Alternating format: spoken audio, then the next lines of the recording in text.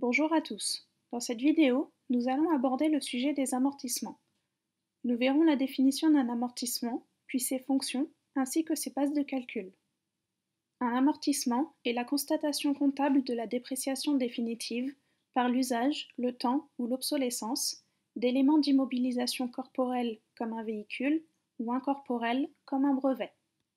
Cette constatation intervient à la fin de chaque exercice comptable. L'amortissement assume trois fonctions. Premièrement, enregistrer les pertes de valeur pour répartir la dépense initiale sur la durée de vie utile du bien. Deuxièmement, procurer à l'entreprise les ressources nécessaires au renouvellement du bien devenu inutilisable en incluant les pertes de valeur dans les charges d'exploitation. Cette augmentation des charges, par le fait de l'amortissement, conduit à une diminution du bénéfice distribué, donc à la conservation de celui-ci dans les ressources de l'entreprise. Les amortissements sont ainsi une source d'autofinancement. Troisièmement, éviter de laisser subsister dans les livres comptables des valeurs surfaites qui présenteraient des valeurs supérieures à leur vraie valeur. Les amortissements sont un élément du résultat.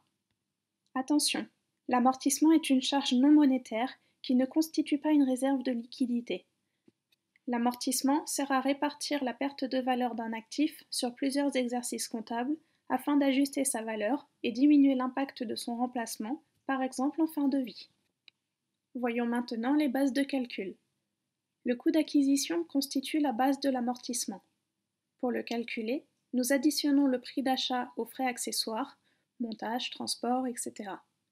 Tous les montants pris en compte sont toujours hors TVA. L'administration fiscale conseille d'appliquer différents taux selon la nature de l'immobilisation. En voici quelques exemples. On considère qu'au bout de 3 ans, votre ordinateur est obsolète et donc amorti. En moyenne, une entreprise renouvelle son parc informatique tous les 3 ans. Chaque année, l'entreprise amortit 33% sur un total de 3 ans.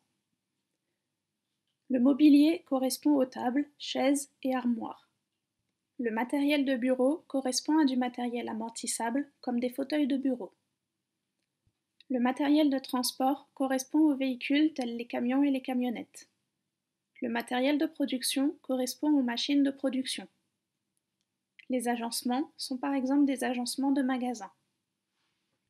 Les bâtiments légers correspondent à des hangars par exemple, tandis que les bâtiments sont des bâtiments dits lourds. Nous notons qu'une entreprise n'investit pas tout son matériel au 1er janvier de chaque année.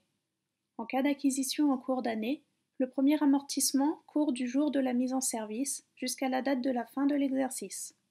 Il s'agit du prorata temporis.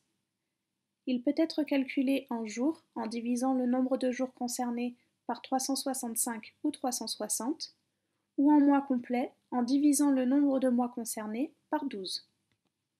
Par exemple, nous achetons un nouveau véhicule au 30 juin. Il coûte 20 000 francs. Nous partons sur une base d'amortissement de 4 ans, soit 5 000 francs par an.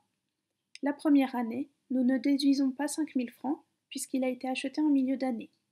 Nous amortissons donc la moitié, soit 2 500 francs. Dans les 2 prochaines vidéos, nous verrons les méthodes d'amortissement, linéaire ou dégressif.